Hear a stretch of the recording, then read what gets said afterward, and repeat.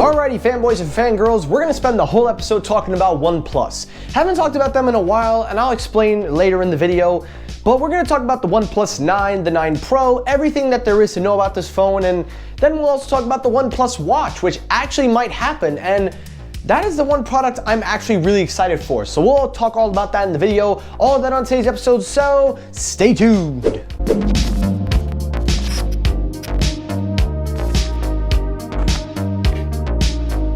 YouTube, what's poppin'? Michael here. Welcome back to Technoid. I hope you all are doing well. Hope you all are staying safe. Again, guys, like I said at the beginning of the video, this video is dedicated entirely to OnePlus. I'm gonna take my time with this episode. I'm not gonna try to drag it out, but I'm just gonna kind of get straight to it. I'm gonna save all the disclaimers and stuff to the end of the video. We're just gonna pick up the pace, kind of get right to it. But again, once again, thank you all for joining on. Thank you for coming on. I hope you all are doing well once again. All that crap out of the way, let's get it going. So story number one, the main story, the OnePlus 9 and the OnePlus 9 Pro. Now, as you guys know, I haven't really been covering OnePlus for a while now, and I think that's probably on my part, meaning it's like my fault, because I haven't really been invested in OnePlus in a while, and I think a lot of you haven't either.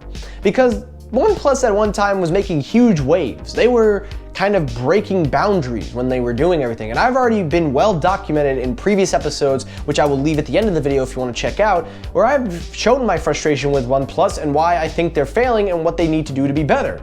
Well, it looks like the OnePlus 9 and the 9 Pro seem to want to put them on the map because according to Laptop and a couple of other news outlets, I will leave links in the description, the OnePlus 9 and 9 Pro are supposed to be, quote, the most anticipated smartphones of 2021.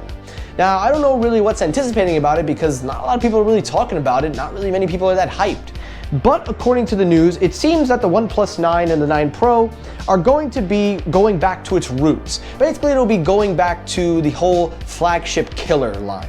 So remember how there was a whole buzz of it being a flagship killer, being on that? That's kind of the goal that they're hoping to go for, from what the reports are indicating. Now, taking a look at the price, there hasn't really been big talk about the price, but it seems here, according to Laptop, that the OnePlus 9 is reportedly going to be priced at $699 and $899 respectively. And the OnePlus 9 Pro will be around $899 to $999 respectively as well. Now, those are actually some pretty good price points. I actually cannot argue with that. I think that that's actually relatively fair because OnePlus is known for making some big phones. They're known for making smaller phones, so this kind of fits the criteria. Taking a look at the detail, there have been some images that were released by Dave 2D, so I don't really have to care about who spoiled what. That's on Dave's part, not mine. But taking a look at the design is very similar to the OnePlus AT and similar to other phones, but there are slight tweaks here and there. For starters, the camera has a new branding on it that says Hasselblad. I don't know what kind of marketing puts the camera name like that on the back.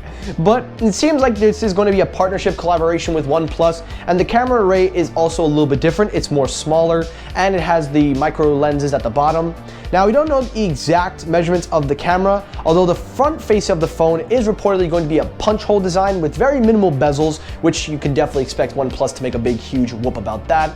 But then taking a look at the details, it says here in the primary wide-angle sensor will be a 48 ultra-wide megapixel. They don't talk much about an unidentified sensor, meaning that they don't know exactly what the other sensors are. But from the reports are gathering, it will be a Sony lens. So that's actually a very good upgrade because if you guys know for a while, OnePlus cameras are okay. They're not the best, but they're definitely not the worst. So by going with a Sony lens, I think that's a very good step. And I think that's something that OnePlus needs to really show and improve on. That's just my opinion. Taking a look also at the phone, it says here that the primary lens will have a 3.3 optical zoom, but the fourth lens is supposed to be a macro zoom. It will also have a wide, telephoto, and ultra-wide lens, so that's going to be very good for you photographers out there. Now, the display is going to be a 6.6-inch FHD Plus display with 120 Hz. The OnePlus 9 Pro will offer a 120 Hz refresh rate with Quad HD resolution, Quad HD Plus to be exact, because a lot of you people are nitpicky nowadays. And finally, to round it all up, you guys know the performance, Snapdragon 888 with a 5G chip, so you can definitely expect 5G performance in this phone. And also, it looks like they will all be shipping with 4,500 milliamp batteries and in-the-box charger. Now, the charger thing is cool, but the battery I'm a little skeptical about. I could see the OnePlus 9 having 4,500, but there's no way that the 9 Pro will have 4,500. There's no way they would do that. Actually thinking about it, this year's been pretty weird, and last year was definitely weirder, so anything is possible. So that's really the whole gist of the OnePlus 9 and 9 Pro. And honestly, now I'm starting to see there is a little bit of potential here, but I don't think there's enough hype because, truthfully speaking, and this is just my honest opinion, you don't have to agree with it, but I think the reason why there's really no hype is because OnePlus's fire is starting to die down.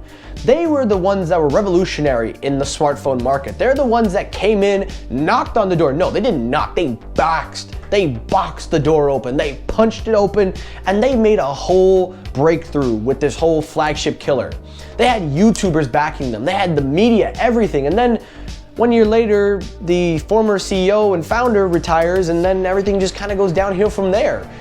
So I already made a video talking about this. I'm not gonna go into great detail, but I will say this. OnePlus, if you want this phone to really be the one that puts you back on the map, number one, stop using the YouTubers as your main marketing tool. Sure, they are a very good source for young tech-savvy people like myself and other YouTubers, but they're not the ones that matter. You need to market with carriers, advertisement, spend money on a marketing team that advertise in the United States, focusing your sales on the United States, because that's only what I'm talking about. Because in Europe, China, Asia, everywhere, they're gonna be fine.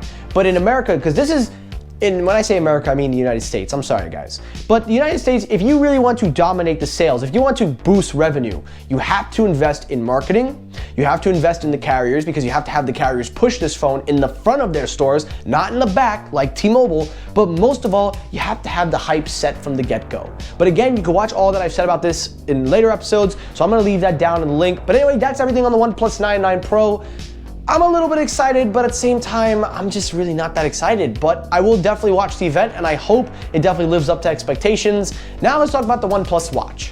So as you know, the OnePlus Watch was a concept image that was supposed to come relatively last year, but then it was pushed to this year. A lot of people were saying that this watch may not even be happening.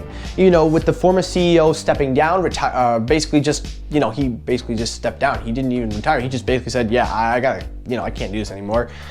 People kind of thought the watch was dead, and the way that OnePlus was looking at the time, we didn't really think there was going to be a watch.